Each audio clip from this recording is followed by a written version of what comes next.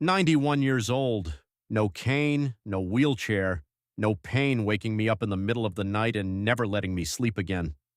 I'm not here to tell you I discovered some magic secret.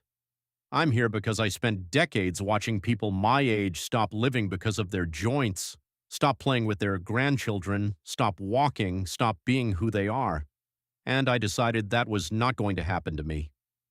In the next few minutes, I'm going to show you 3 habits I combine every single day, and that, in my opinion, were the most important decision I ever made for my health in my entire life. When I was in my early 60s, my knee joint started complaining. It wasn't a sharp, screaming pain, it was that dull, constant ache that slowly erodes a person's energy from the inside. I'd wake up stiff. I'd climb stairs carefully. I started moving less because moving hurt. And do you know what's dangerous about that cycle? The less you move, the more the joint deteriorates. The more it deteriorates, the more you avoid movement.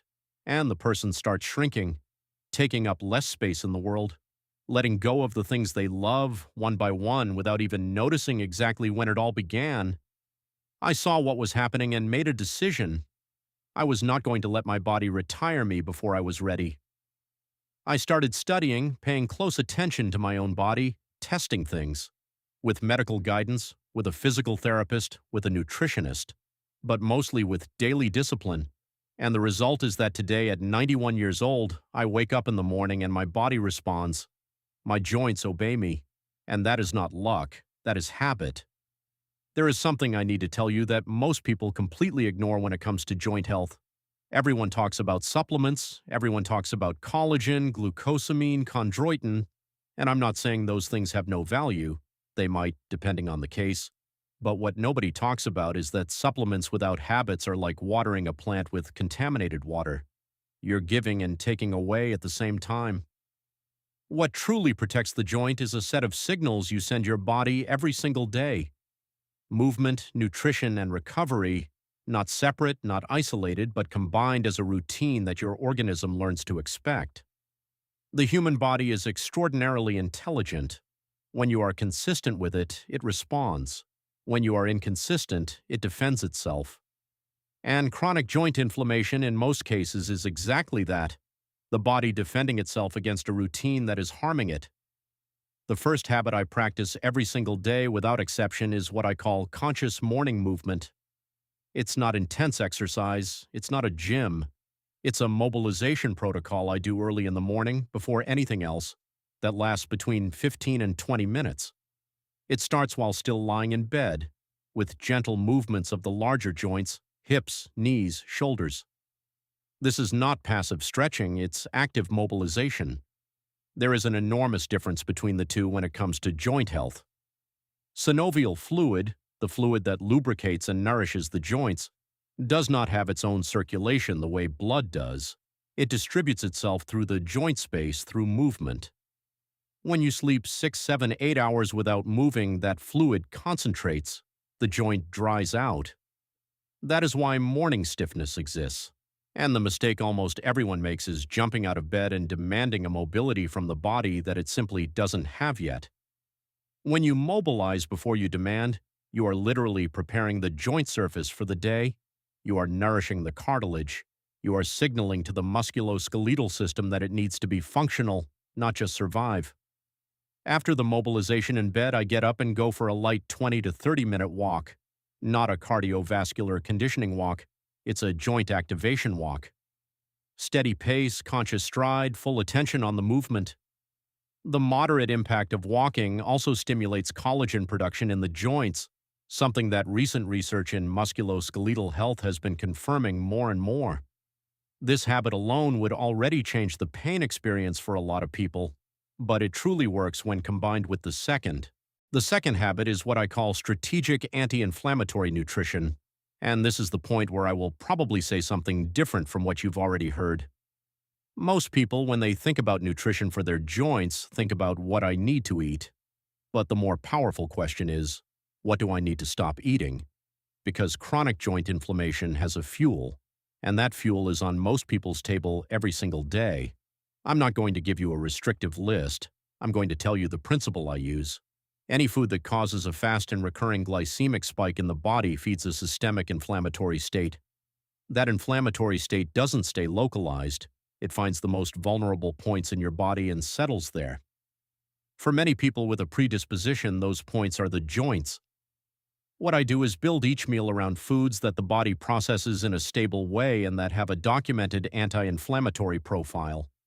Good fats, quality protein, antioxidant-rich vegetables, consistent hydration throughout the day, especially water, which is fundamental to the composition of synovial fluid. And there is a detail that very few people take seriously. Meal timing also affects joint inflammation. Eating very late, close to bedtime, interferes with the tissue regeneration processes that happen during sleep. The body uses the resting hours to repair micro-injuries in the joints. If it's busy processing a heavy meal, that repair gets compromised. That is why I maintain an eating window that respects my body's circadian cycle. This is not a diet, it is a metabolic strategy. And when you combine it with the conscious movement from the previous habit, the effect is synergistic. One amplifies the other. The third habit is what separates people who get results from people who have good intentions: active recovery. Most people understand recovery as the absence of activity. Rest, inactivity. But for joint health, passive recovery is not enough. What works is active recovery, a set of deliberate practices that accelerate the restoration process of the joint structures. In my case, this has 3 components I do daily. The first is a nightly mobility session, different from the morning one, more focused on releasing tension and restoring the range of motion lost throughout the day, 10 to 15 minutes before sleep. The body enters sleep already prepared for the regenerative process. The second component is what I call thermal control, the strategic application of heat and cold to the joints that work the hardest during the day. Heat dilates the vessels, increases local blood flow, relaxes the periarticular musculature. Cold reduces residual inflammation and swelling. Alternated with intention, they create a circulatory pumping effect that deeply nourishes the joint tissue. The third component is quality sleep, and I don't say that in a generic way. I mean sleep with proper duration, environment, and routine. It is during deep sleep that the body releases hormones that regulate systemic inflammation and promote collagen synthesis. Compromising sleep means compromising the joint. It is that simple. These 3 components together make me wake up every single day with my joints ready for another day, not destroyed by the night before. What makes these 3 habits powerful is not each one in isolation, it's the combination. It's the fact that they work in complementary cycles within a single day. In the morning, you prepare and activate. Throughout the day, you nourish and protect. At night, you recover and regenerate. The body receives consistent signals that you are investing in it, and it responds with consistency. Joint health is not a destination. It is a state that is maintained, and it is maintained with habit, not with episodes. The person who takes a supplement for 3 weeks and then stops will not see results. The person who does 1 week of anti-inflammatory effort and then goes back to the routine that was causing inflammation will not see results. But the person who builds these daily cycles and maintains them for months, for years, that person has functional joints at 91 years old. I am the proof that this works, not in theory, in real life, in my own body, every single day. If you made it this far, it's because you care about your health, because you don't want to give up moving, living, being present. I want to make one simple request right now. Down in the comments, tell me, what city are you watching this from? Tell me the state, the city. I want to know where the people who care about their own well-being are. I want to know if there's someone near me. I want to know if there's someone on the other side of the world. That connection keeps me motivated to keep sharing what I've learned in 91 years of life.